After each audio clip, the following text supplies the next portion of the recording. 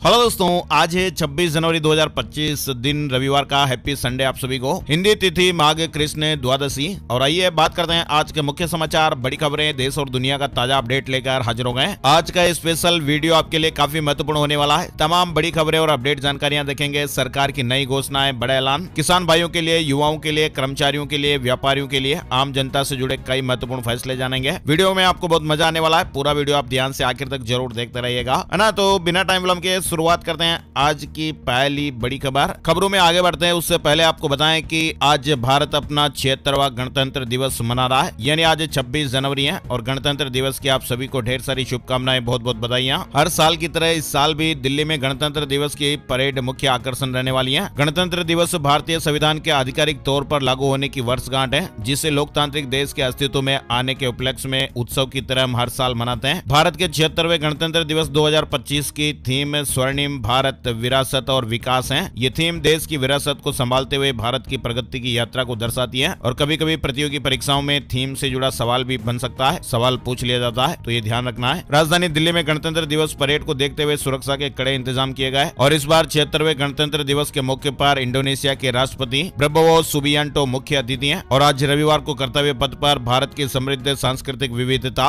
एकता, समानता, विकास और सैन्य कौशल का अनूठा संगम देखने को मिल रहा है। 10,000 विशेष अतिथियों को आमंत्रित किया गया है। विभिन्न क्षेत्रों में सर्वश्रेष्ठ प्रदर्शन करने वाले और सरकार की योजनाओं का सर्वोत्तम उपयोग करने वाले लोग भी शामिल हैं। और समारोह की शुरुआत प्रधानमंत्री नरेंद्र मोदी के राष्ट्रीय युद्ध स्मारक पर जाने से होगी, जहां वे देश के वीरों को पुष्पांजलि अर्पित करेंगे।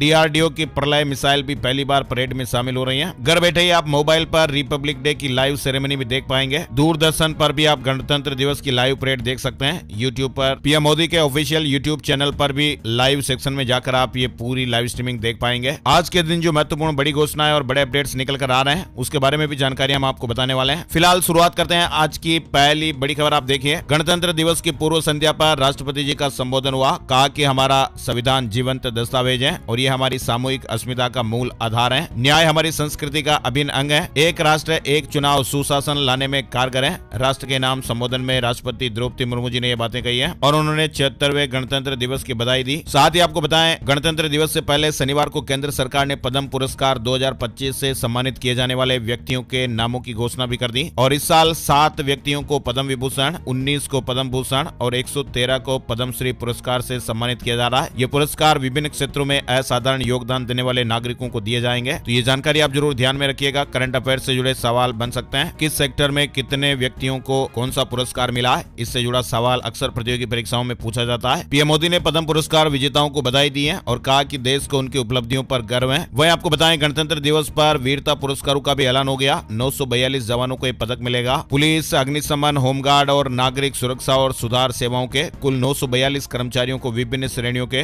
वीरता और सेवा पदक से सम्मानित किया गया है। इन पदकों में से 95 वीरता पदक शामिल है। और तो और भारत के इतिहास में पहली बार माँ और बेटे को एक साथ राष्ट्रपति सम्मान मिल रहा है। लेफ्टिनेंट जनरल साधना और बेटे तरुण ने इतिहास रचा है। गणतंत्र दिवस पर राष्ट्रपति द्रौपदी मुर्मू, लेफ्टिनेंट जनरल साधना एस नायर और उनके बेटे तरुण नायर दोनों को सम्मानित किया जाएगा। यानी ये भारत के इतिहास में पहला मौका हो रहा है जब मां और बेटे को एक साथ राष्ट्रपति सम्मान मिल रहा है। चलिए और आगे बढ़ते हैं खबरों में। इंडोनेशिया के राष्ट्रपति प्रबोवो से मिले प्रधानमंत्री नरेंद्र मोदी। हैदराबाद हाउस में गर्मजोशी से हाथ मिलाया। राष्ट्रपति भवन में गार्ड ऑफ ऑनर से भी स्वागत हुआ। प्रधानमंत्री नरेंद्र मोदी ने शनिवार को दिल्ली के हैदराबाद हाउस में इंडोनेशिया के राष्ट्रपति प्रबोवो सुबियांतो के साथ बैठक की। विदेश मंत्रालय के प्रवक्ता रणधीर जायसवाल ने एक्स पर पोस्ट करते हुए कहा कि दोनों नेताओं के बीच चर्चा भारत और इंडोनेशिया के संबंधों को और मजबूत करने वाली है। व्यापक वार्ता के बाद स्वास्थ्य, समुद्री सुरक्षा, संस्कृति और डिजिटल क्षेत्रों में सहयोग के लिए कम से कम 5 समझौतों पर हस्ताक्षर किए गए। व्यापार में विविधता लाने, रक्षा, विनिर्माण और आपूर्ति श्रृंखला में संयुक्त रूप से काम करने और सुरक्षा संबंधों को बढ़ावा देने का भी शनिवार को निर्णय हुआ। चलिए आगे बढ़ते हैं। बड़ी खबर, डल्लेवाल के अनशन का शनिवार को 61वां दिन रहा। 26 जनवरी को आज देश भर में ट्रैक्टर मार्च की तैयारियां। किसान नेताओं ने बताया कि 26 जनवरी को पूरे देश में दोपहर 12 बजे से 1:30 बजे तक किसानों के ट्रैक्टर सड़कों पर होंगे और ट्रैक्टर मार्च निकाला जाएगा। जाएगा। वहीं मध्य प्रदेश के अशोकनगर में एक बड़ी मोटरसाइकिल रैली भी निकाली जाएगी। पंजाब और हरियाणा में सैकड़ों स्थानों पर बड़े स्तर पर किसान भाई अपने ट्रैक्टर लेकर सड़कों पर उतरेंगे। तमिलनाडु और कर्नाटक में भी 70 से अधिक स्थानों पर किसान ट्रैक्टर मार्च आयोजित करेंगे। वहीं आपको बताएं, अब डल्लेवाल की सेहत में लगातार सुधार देखने को मिल रहा है और किसान भाइयों के इस ऐतिहासिक सत्याग्रह को 2 महीने पूरे हो गए। किसान नेताओं ने कहा कि यह मोर्चा पूरी तरह से किसानों की मांगों पर केंद्रित है और इसका किसी अन्य मुद्दे से कोई संबंध नहीं है। संयुक्त किसान मोर्चा एसकेएम ने चेतावनी दी है कि अगर उनकी मांगें पूरी नहीं की गई तो वे देशव्यापी आंदोलन करेंगे और किसानों ने यह दावा किया कि यह आंदोलन साल 2020-21 में दिल्ली की सीमाओं पर हुए विरोध प्रदर्शन से भी बड़ा होने वाला है। एसकेएम ने अपनी राष्ट्रीय समन्वय समिति की बैठक में संघर्ष को तेज करने का फैसला किया है। चलिए आगे बढ़ते हैं। बड़ी खबर, राजधानी दिल्ली की 1700 कॉलोनियां वैध की जाएगी, शरणार्थियों को मालिकाना हक मिलेगा। बीजेपी के संकल्प पत्र में बड़े अपडेट सामने आए हैं। केंद्रीय गृह मंत्री अमित शाह ने दिल्ली विधानसभा चुनाव के तहत बीजेपी का संकल्प पत्र पार्ट 3 जारी कर दिया है। इससे पहले 2 पार्ट जारी हो चुके हैं और इस पार्ट 3 में भी कई सारे वादे किए गए हैं। दिल्ली वासियों के लिए कई सारी घोषणाएं की गई हैं। वहीं केंद्रीय गृह मंत्री अमित शाह ने कहा कि यह केवल कोरे वादे नहीं है। उन्होंने बीमा देना, युवाओं को नौकरी और टूरिज्म को बढ़ावा देने की बात कही है। केंद्रीय गृह मंत्री ने संकल्प पत्र पार्ट 3 जारी किया, जिसमें भारतीय जनता पार्टी ने यह वादा किया कि अगर दिल्ली में उनकी सरकार बनती है तो दिल्ली में बनी 1700 अनाधिकृत कॉलोनियों को संपूर्ण मालिकाना हक दिया जाएगा। लोग उन कॉलोनियों को खरीद और बेच पाएंगे, इसके साथ ही अपने हिसाब से रेनोवेट भी करवा पाएंगे। इसके अलावा पार्टी ने मिनिस्ट्री ऑफ हाउसिंग की ओर से सील की गई 13,000 दुकानों को भी फिर से खुलवाने का वादा किया है। पाकिस्तानी शरणार्थियों को भी मालिकाना हक दिया जाएगा। पाकिस्तान से आए हुए शरणार्थियों को लेकर भी वादा किया गया है। दिल्ली के युवाओं को 50,000 सरकारी नौकरियां दी जाएगी। 20,000 करोड़ के निवेश के माध्यम से इंटीग्रेटेड पब्लिक नेटवर्क बनाए जाएंगे। टूरिज्म को बढ़ावा देने के लिए यूपी और हरियाणा सरकार के साथ मिलकर कॉरिडोर बनाया जाएगा। यमुना रिवर विकास फ्रंट बनाएंगे जो साबरमती के तरह होगा। 13,000 बसों को ई बस में कन्वर्ट करके दिल्ली को 100% ई बस सेवाएं दी जाएगी। टेक्सटाइल वर्कर्स को भी वित्तीय लाभ दिए जाएंगे। 10 लाख का बीमा और 5 लाख दुर्घटना बीमा की सुविधा मिलेगी। साथ ही राजधानी दिल्ली में जरूरतमंद छात्रों को दिल्ली मेट्रो में सालाना 4,000 रुपए तक की फ्री यात्रा का तोहफा दिया जाएगा। ऑटो वालों के लिए 10 लाख का जीवन बीमा प्लस 5 लाख का दुर्घटना बीमा भी दिया जाएगा। सभी गिग वर्कर्स को एक गिग श्रमिक कल्याण बोर्ड मिलेगा जो 10 लाख का जीवन बीमा प्लस 5 लाख दुर्घटना बीमा सुनिश्चित करेगा। सभी मजदूरों को 5 लाख रुपए का दुर्घटना बीमा मिलेगा। सभी पंजीकृत श्रमिकों को 3 लाख रुपए तक के लोन की सुविधा दी जाएगी। वरिष्ठ नागरिकों को अतिरिक्त 5 लाख रुपए का फ्री इलाज मिलेगा। वरिष्ठ नागरिकों के लिए पेंशन बढ़ाकर 2500 रुपए हर महीने की जाएगी। विधवा और असहाय महिलाओं को हर महीने 3,000 रुपए मिलेंगे। SC/ST छात्रों को हर महीने 1,000 रुपए का वजीफा। महिलाओं को 6 महीने का सवैतनिक मातृत्व अवकाश मिलेगा। मतलब दिल्ली में बीजेपी के संकल्प पत्र में जो बातें हैं वो बहुत सारे वादे किए गए। वहीं अरविंद केजरीवाल ने जनता से कहा कि अगर आपके भी इलाके में सीवर की समस्या है तो घबराइए मत। हम सरकार बनने के बाद आपके क्षेत्र में भी सीवर पाइपलाइन बदल देंगे। सीवर की सफाई करवाएंगे ताकि सभी को सीवर की गंदगी से मुक्ति मिल सके। दिल्ली में सरकार बनने पर बौद्ध स्थलों की मुफ्त तीर्थ यात्रा कराएंगे। कांग्रेस ने भी यह बड़ा ऐलान किया है। दिल्ली विधानसभा चुनाव में कांग्रेस भी पूरा दमखम लगा रही है। चाहे चुनाव प्रचार का मामला हो या फिर चुनावी घोषणाएं करने की बात हो, हर मौके पर पार्टी पूरे दमखम के साथ है। और कांग्रेस ने दिल्ली में आगामी विधानसभा चुनाव में पार्टी की जीत होने पर बौद्ध स्थलों की फ्री तीर्थ यात्रा कराने का ऐलान किया है। चलिए आगे बढ़ते हैं। बड़ी खबर, भारत और चीन के रिश्ते पहले के मुकाबले काफी बेहतर हुए हैं। 1 महीने पहले NSA अजीत डोभाल ने बीजिंग की यात्रा की थी और अब विदेश सचिव विक्रम मिश्री चीन का दौरा कर रहे हैं। यानी 1.5 महीने से भी कम समय में भारत से चीन की दूसरी हाई लेवल यात्रा होने वाली है। डोनाल्ड ट्रंप ने दुनिया भर में विदेशी मदद पर रोक लगाई है। इजराइल और मिस्र को छूट दी।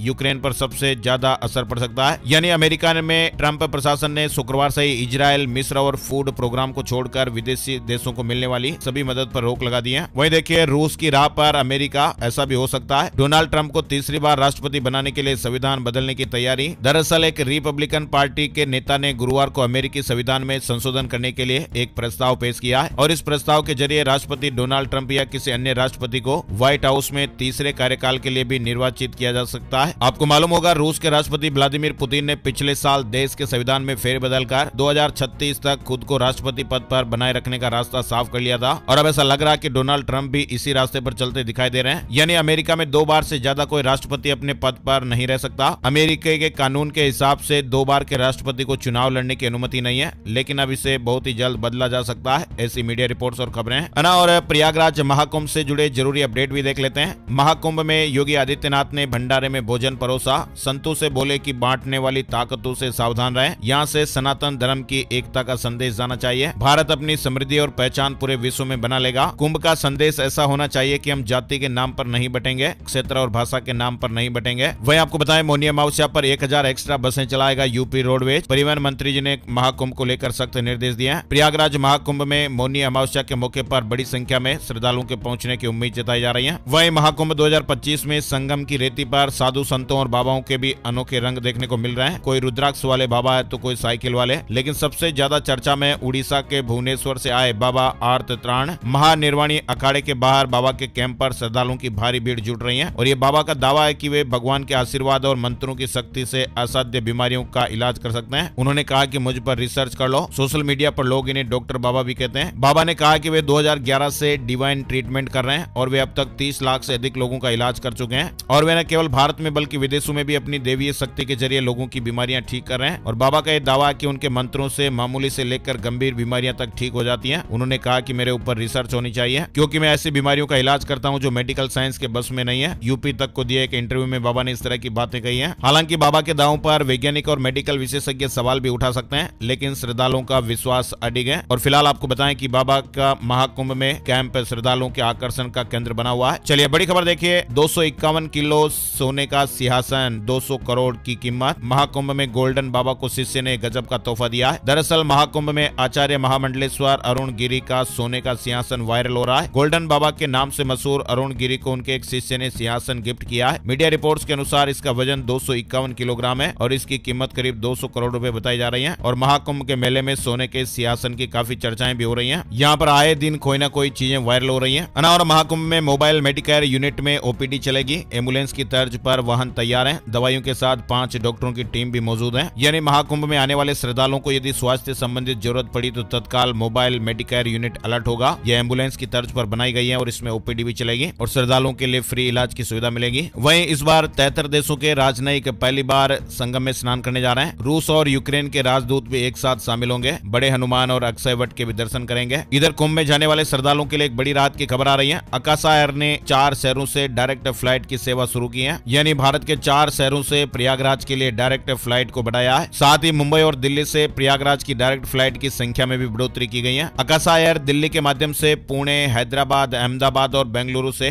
प्रयागराज को जोड़ने वाली दैनिक उड़ानें संचालित करेगी और ये फ्लाइट 27 जनवरी 2025 से 28 फरवरी 2025 के बीच चलाई जाएगी। और डिटेल आप यहाँ पर देख सकते हैं। और महाकुंभ में एनडीआरएफ की टीम ने 10 लोगों को डूबने से बचाया। शनिवार को एक बड़ी दुर्घटना होने से बच गई। 10 श्रद्धालुओं को लेकर जा रही एक नाव अनियंत्रित होकर पलट गई थी, लेकिन एनडीआरएफ की टीम ने इन 10 लोगों को डूबने से बचा लिया। हिंदुओं की घटती जन्म दर चिंता का विषय। हर हिंदू परिवार में 3 बच्चे होने चाहिए। विश्व हिंदू परिषद वीएचपी ने शनिवार को हिंदुओं की घटती जन्म दर पर चिंता जताई है और हर हिंदू परिवार में कम से कम 3 बच्चे होने की अपील की है। विश्व हिंदू परिषद के केंद्रीय महासचिव बजरंग लाल बांगड़ा ने महाकुंभ नगर में आयोजित विराट संत सम्मेलन में कहा, हिंदुओं की घटती जन्म दर ने देश में हिंदू आबादी के संतुलन को प्रभावित किया है। हिंदू समाज के पूज्य संतों ने हर हिंदू परिवार में कम से कम 3 बच्चे पैदा करने का आह्वान किया है। खेल जगत से जुड़ी बड़ी खबर। भारत ने 2 विकेट से रोमांचक मुकाबला जीता है। इंग्लैंड को दूसरा T20 हरा दिया। तिलक वर्मा की 50 रही। वहीं अक्षर और वरुण ने 2-2 विकेट लिए हैं। भारत ने इंग्लैंड के खिलाफ चेन्नई में रोमांचक मुकाबला 2 विकेट से जीत लिया है। पीएम मोदी का 1 महीने में दूसरा उड़ीसा दौरा। 28 जनवरी को व्यापार मेले का उद्घाटन करने वाले हैं। पीएम मोदी 28 जनवरी को उड़ीसा की राजधानी भुवनेश्वर में एक व्यापार सम्मेलन का उद्घाटन करेंगे। वही देखिए, भारत ने 5 दिनों की वर्ल्ड इकोनॉमिक फोरम में 20 लाख करोड़ रुपए से ज्यादा निवेश के एमओयू साइन किए हैं, जिनमें से 80% एमओयू महाराष्ट्र ने हासिल किए हैं। साथ ही तेलंगाना, केरल और उत्तर प्रदेश ने भी एमओयू साइन किए हैं और इन एमओयू से हमारे देश में हजारों लाखों जॉब्स जनरेट हो सकती हैं। वहीं देखिए, यूनेस्को के रामसर ने राजस्थान के उदयपुर और मध्य प्रदेश के इंदौर को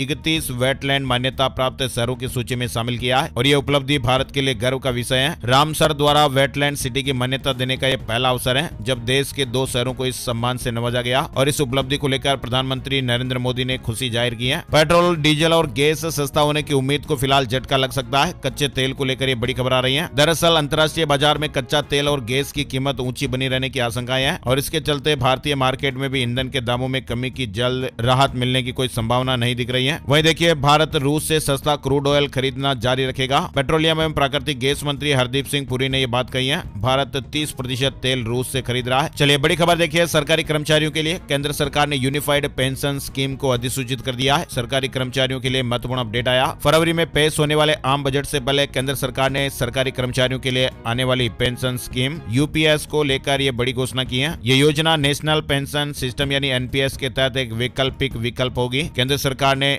यूनिफाइड पेंशन स्कीम यूपीएस को अधिसूचित कर दिया है। वहीं महाराष्ट्र से बड़ी खबर आ रही है। महाराष्ट्र राज्य सड़क परिवहन निगम ने राज्य में सरकारी बसों का किराया 14.95% बढ़ा दिया है। किराया बढ़ाने के फैसले को शनिवार यानी 25 जनवरी को मंजूरी दी गई। किराया बढ़ने का अब सीधा असर आम लोगों की जेब पर पड़ने वाला है। साथ ही मुंबई महानगर क्षेत्र परिवहन प्राधिकरण ने भी ऑटो रिक्शा और काली पीली टैक्सी दोनों का शुरुआती किराया 3 रुपए बढ़ा दिया है। आपको बताएं, ऑटो और टैक्सी में बढ़ा हुआ किराया तो तभी लागू होगा जब सभी गाड़ियों में लगे मीटरों को किरायों की नई दरों के हिसाब से अपडेट कर दिया जाएगा। वहीं बसों के किराए की जो नई दरें हैं वो 25 जनवरी से लागू हो चुकी हैं। ऑटो और टैक्सी में 1 फरवरी से नई दरों के साथ किराया देना होगा। खबर है कि महाराष्ट्र में 1.5 करोड़ लोगों को 5 साल तक सस्ती बिजली का तोहफा मिल सकता है। महाराष्ट्र में पहली बार महाराष्ट्र राज्य विद्युत वितरण कंपनी लिमिटेड ने बिजली दरों में कटौती का प्रस्ताव रखा है। देश के उत्तरकाशी इलाके में शनिवार की सुबह और फिर शाम में भी भूकंप के झटके महसूस किए गए। 48 घंटे में 6 बार धरती कांपी। उत्तरकाशी जनपद मुख्यालय में शनिवार की सुबह, दोपहर के बाद फिर शाम के समय भूकंप के रुक रुक कर 3 झटके महसूस किए गए। वहीं बड़ी खबर, केंद्रीय औषधि मानक नियंत्रण संगठन यानी CDSCO ने देश भर में दवाइयों के कुल 135 सैंपल फेल किए हैं। जिन दवाइयों के सैंपल फेल हुए हैं उनमें हार्ट, शुगर, किडनी, BP और एंटीबायोटिक दवाइयां सहित कई दवाइयां शामिल हैं। बजट 2025 से जुड़े अपडेट भी चल रहे हैं। आगामी केंद्रीय बजट 2025 से पहले the institute of chartered accountant of India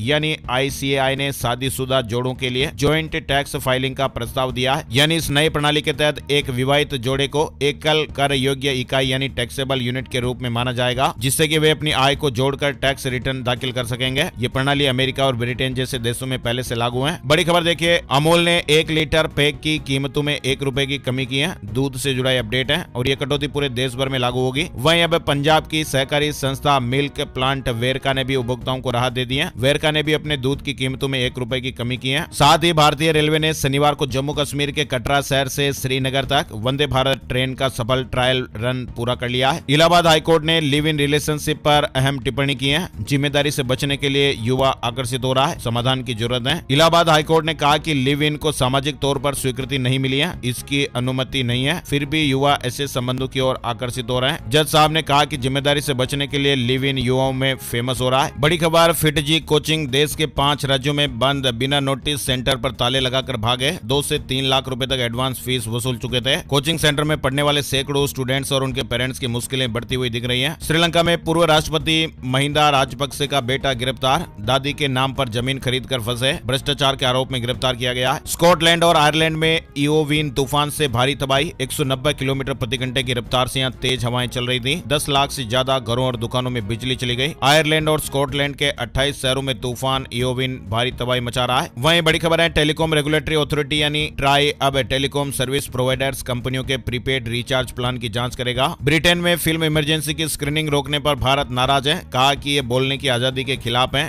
खालिस्तानियों ने थिएटर में घुसकर फिल्म रोकी थी। यूनिफॉर्म सिविल कोड से जुड़ी बड़ी खबर आ गई है। यूसीसी को लागू करने से पहले यूसीसी पोर्टल की 2 मॉक ड्रिल की गई जो सफल रही है और अब उत्तराखंड में 27 जनवरी को उत्तराखंड समान नागरिक संहिता लागू करने वाला उत्तराखंड देश का पहला प्रदेश बनने जा रहा है। सीएम पोर्टल की लॉन्चिंग करेंगे, यानी 2.5 साल की तैयारियों के बाद आखिरकार अब वो समय आ गया है जब प्रदेश में यूसीसी लागू होने जा रहा है। मुख्यमंत्री पुष्कर सिंह धामी सोमवार को यूसीसी के पोर्टल और नियमावली का लोकार्पण करने वाले हैं। इंदौर के डॉक्टर से 3 करोड़ 8 लाख रुपए की ठगी हुई, शेयर मार्केट में मुनाफे का लालच देकर फंसाया। 66 ट्रांजैक्शन में पैसे लिए 5 लोगों को इस मामले में फिलहाल गिरफ्तार किया गया है। हरियाणा में बोर्ड, कॉर्पोरेशन, क्लर्क और स्टेनो की सैलरी बढ़ गई है। सरकार ने 21,700 रुपए पेमेंट लागू किया है, 1,800 रुपए की बढ़ोतरी हुई। हरियाणा सरकार ने बोर्ड और कॉर्पोरेशन में तैनात क्लर्क और स्टेनो की सैलरी में बड़ी राहत दी है। हरियाणा CET एग्जाम की तैयारियां भी तेज हो गई हैं। परीक्षा तैयारियों के लिए कमेटी बनाई गई। पंचकुला में बाहरी कर्मचारियों का पुलिस वेरिफिकेशन अनिवार्य, दुकानदारों को अतिक्रमण पर भी चेतावनी दी गई है। वहीं हरियाणा सरकार ने 100 करोड़ रुपए से अधिक लागत वाली विकास परियोजनाओं में देरी करने वाले ठेकेदारों के खिलाफ सख्त कार्रवाई करने का फैसला किया है। ऐसे ठेकेदारों को न केवल दंडित किया जाएगा बल्कि उन्हें ब्लैक लिस्ट भी किया जाएगा। काम में अगर देरी करते हैं तो ब्लैक लिस्ट हो सकते हैं। हरियाणा में बंद किया सरल पोर्टल, सरकारी योजनाओं के लिए आवेदन को लेकर अपडेट है। 27 जनवरी से फिर शुरू हो जाएगा। हरियाणा राज्य डेटा सेंटर मेंटेनेंस कार्य के चलते पोर्टल काम नहीं कर रहा है। 27 जनवरी से पोर्टल पर काम शुरू हो जाएगा। और हरियाणा में फिर से खुलेगी रजिस्ट्री घोटाले की फाइल, रेवेन्यू ऑफिसर का इनपुट लेगी सरकार। हरियाणा में पटवारियों के बाद अब तहसीलों, ब्लॉकों में तैनात भ्रष्ट अधिकारियों पर शिकंजा कसने की सरकार तैयारी कर रही है। सरकार ने अब रेवेन्यू ऑफिसर, विशेष करके नायब तहसीलदारों, कानूनगो, लेखा परीक्षकों, ऑडिटर्स की पहचान करने की दिशा में काम करना शुरू कर दिया है। अडानी विल्मर ने सोनीपत में 1300 करोड़ रुपए से बना फूड प्रोसेसिंग प्लांट शुरू कर दिया है। इस प्लांट में चावल, गेहूं का आटा, सूजी, रवा और मैदा समेत 4.5 4 लाख टन खाद्य उत्पाद बनाए जाएंगे। पंजाब में आरएमओ डॉक्टरों का ऐलान, 1 फरवरी को मनाएंगे black month of rural health care. डॉक्टरों ने मांग की है कि देहात एरिया में तैनात किए गए आरएमओ डॉक्टरों को सिविल अस्पताल में तैनात डॉक्टरों की तरह बेनिफिट दिए जाएं। हिमाचल प्रदेश में एशिया का पहला पैराग्लाइडिंग स्कूल शुरू, बीड़ बिलिंग में 9 करोड़ की लागत से बना है। सरकारी मान्यता वाले प्रशिक्षण की शुरुआत होगी। एलवीस यादव की मुश्किलें बढ़ रही हैं, गाजियाबाद कोर्ट ने मुकदमा दर्ज करने का आदेश दिया है। बजट 2025 से जुड़ा अपडेट है। 80C और 80D के तहत टैक्स नियमों में बदलाव की जरूरत। इंश्योरेंस सेक्टर को इस बजट से बहुत सारी उम्मीदें हैं। अनावरा एआई स्किल में भारत का दुनिया में दबदबा, विश्व भर को दे रहा 16% टैलेंट। 29 नए कौशल पाठ्यक्रम शामिल किए गए हैं। वहीं हमारे देश के भीतर टियर 2 और 3 शहरों में एआई लैब की स्थापना भी की जा रही है। वहीं अब विदेशी भक्त भी खुलकर दान दे सकेंगे। वृंदावन के बांके बिहारी मंदिर को FCRA लाइसेंस मिल गया है। बिहार चुनाव को लेकर एक और बड़ी पार्टी ने बढ़ाई एनडीए और महागठबंधन की टेंशन। नई घोषणा से सियासी हलचल तेज हो गई है। बहुजन समाज पार्टी के बिहार प्रदेश प्रभारी अनिल कुमार ने कहा कि बसपा इस बार बिहार में मजबूती के साथ सभी सीटों पर चुनाव लड़ेगी। नोएडा के 4 लाख लोगों को बड़ी राहत मिलेगी। नोएडा अथॉरिटी ने 10 करोड़ के प्रोजेक्ट को मंजूरी दी है। सहारा समूह को हेमंत सरकार ने फाइनल चेतावनी दी है। कहा कि 15 दिन में 400 करोड़ रुपए लौटाओ। सहारा समूह के निवेशकों के लिए बड़ी खबर आ रही है। झारखंड सरकार ने समूह को 15 दिनों के अंदर 400 करोड़ रुपए निवेशकों को वापस करने का अल्टीमेटम दिया है। ऐसा नहीं करने पर समूह के निदेशकों के खिलाफ गिरफ्तारी की कार्रवाई की जाएगी। पुलिस महानिदेशक अनुराग गुप्ता ने सहारा इंडिया के लीगल टीम को यह चेतावनी दी है। झारखंड में सहारा समूह के जितने भी निवेशक हैं, उनका अब तक क्लेम की गई राशि 400 करोड़ रुपए 15 दिन में वापस करें। वहीं झारखंड में मैया सम्मान योजना के लाभुकों के लिए भी बड़ी खुशखबरी है। उनके बैंक अकाउंट में अब जल्द ही 2500 रुपए आने वाले हैं। बताया जा रहा है कि 28 या फिर 29 जनवरी तक ये पैसे आ सकते हैं। हिमाचल प्रदेश में अब 4 साल की हो गई स्नातक डिग्री। न्यू एजुकेशन पॉलिसी के नियमों को HPU ने लागू किया है। मल्टीपल एंट्री और मल्टीपल एग्जिट सिस्टम के तहत छात्रों को विभिन्न विकल्प मिलेंगे। CBSE ने बड़ा अपडेट दिया है। स्टूडेंट और पेरेंट्स को समझाएं अपार ID का महत्व। CBSE ने स्कूलों को इस तरह के निर्देश दिए हैं। वहीं गणतंत्र दिवस के मौके पर आज जियो अपनी नई सर्विस लॉन्च करने वाला है। जियो द्वारा जियो साउंड पे फीचर की शुरुआत हो रही है। यानी इसमें बिना किसी साउंड बॉक्स के UPI पेमेंट का अलर्ट मिल जाएगा और इससे करोड़ों छोटे व्यापारियों को फायदा मिलेगा। समुद्र में 6000 मीटर अंदर जाना आसान हो जाएगा। भारत ये प्रोडक्ट लॉन्च करने वाला है। भारत ने अपने पहले ह्यूमन अंडर वाटर सबमर्सिबल की तैयारी कर ली है। डीप ओशन मिशन के तहत समुद्र में 6000 मीटर की गहराई में जाना आसान होगा। इसरो 29 जनवरी को श्रीहरिकोटा से अपना 100वां मिशन लॉन्च करने वाला है और इस ऐतिहासिक मिशन के तहत GSLV F-15 रॉकेट को लॉन्च किया जाएगा। हिमाचल प्रदेश में सुकू सरकार ने बड़ा ऐलान किया है। 25,000 सरकारी नौकरियों का वादा किया गया। हुंडई भारतीय बाजार में इलेक्ट्रिक कमर्शियल व्हीकल उतारेगी। E3W और E4W कॉन्सेप्ट मॉडल पेश किए हैं। इंडियन ऑयल ने ग्रेजुएट अप्रेंटिस समेत अन्य पदों पर भर्ती निकाली है। 14 फरवरी तक आवेदन का मौका मिलेगा। SBI क्लर्क भर्ती से जुड़ा अपडेट देखिए। स्टेट बैंक ऑफ इंडिया ने SBI क्लर्क एडमिट कार्ड 2025 को SC/ST, OBC, एक्स सर्विसमैन और PWD श्रेणी के उम्मीदवारों के लिए जारी किया है। यानी प्री एग्जामिनेशन ट्रेनिंग PET के एडमिशन कार्ड जारी किए हैं। ICICI बैंक का अक्टूबर दिसंबर तिमाही में मुनाफा 15% बढ़ा है। यस बैंक का तीसरी तिमाही में मुनाफा 165% बढ़कर 612 करोड़ रुपए। टोटल इनकम 14% बढ़ी है। 11 राज्यों में कोहरे का अलर्ट। हिमाचल प्रदेश में बर्फबारी और बारिश फिलहाल रुक गई है। बिहार के 11 जिलों में भी कोल्ड डे। मध्य प्रदेश में भी ठंड बढ़ी है। राजस्थान में 4 दिन अब तेज सर्दी का अलर्ट भी है। चलिए राजस्थान से जुड़ा अपडेट देखिए। सरपंचों को प्रशासक लगाने के आदेश को राजस्थान हाईकोर्ट में चुनौती दी गई है। RS प्री 2024 आज सेंटरों की जानकारी मिल जाएगी। 30 तारीख को एडमिट कार्ड भी अपलोड हो जाएंगे। एग्जाम 2 फरवरी को होने वाला है। साथ ही खबर है कि राजस्थान की सब्जी को GI टैग मिलेगा। विटामिन और मिनरल से भरपूर है। स्वामी केशवानंद राजस्थान कृषि विश्वविद्यालय ने खेजड़ी की सांगरी के लिए GI टैग के आवेदन प्रस्तुत किया है। GI टैग से खेजड़ी का वैश्विक पहचान बढ़ेगी और राजस्थान की सांस्कृतिक धरोहर को एक नया आयाम मिलेगा। वहीं देखिए राजस्थान में जोधपुर में बने 3 नए राजस्व गांव पर हाईकोर्ट ने रोक लगा दी है। सरकार से जवाब मांगा है। साथ ही बड़ी खबर आ रही है। जयपुर में तरुण इंटरनेशनल श्रमिक यूनियन C2 की आम सभा में केंद्र और राज्य सरकार की नीतियों पर गंभीर चिंता जताई गई। C2 के प्रदेश अध्यक्ष ने कहा कि केंद्र सरकार द्वारा सरकारी उपक्रमों के निजीकरण का विरोध किया जाएगा और उन्होंने चेतावनी दी कि अगर आगामी बजट में 4 लेबर कोड लागू किए जाते हैं तो सभी केंद्रीय श्रम संगठन राष्ट्रीय हड़ताल पर जाएंगे। फरवरी में चलेगी कोटा रीवा कोटा महाकुंभ मेला स्पेशल ट्रेन 2 ट्रिप करेगी। वहीं बड़ी खबर देखिए। किसान महापंचायत के राष्ट्रीय अध्यक्ष रामपाल जाट ने कहा कि आगामी 29 जनवरी को राजस्थान में गांव बंद आंदोलन किया जाएगा। राजस्थान में फ्री गेहूं के लिए आज 26 जनवरी से नाम जुड़वा सकेंगे। 10 लाख लोगों को फायदा मिलेगा। 2 साल बाद खाद्य सुरक्षा योजना में आवेदन मांगने की शुरुआत हो रही है। यानी राशन की दुकान से मिलने वाले फ्री गेहूं के लिए पात्र परिवार या व्यक्ति